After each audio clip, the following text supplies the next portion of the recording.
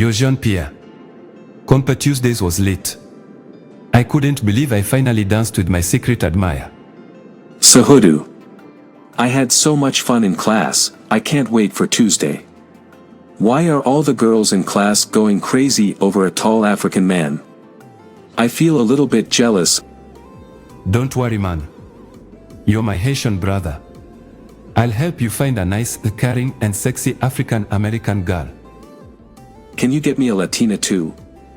Man, did you see that sexy curly hair girl that was in class? I hope next time we rotate so I can dance with her too.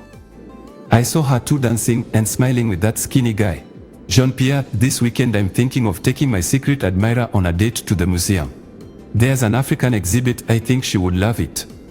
Afterwards, we'll go get dinner at that Haitian restaurant Creole Spice Cuisine.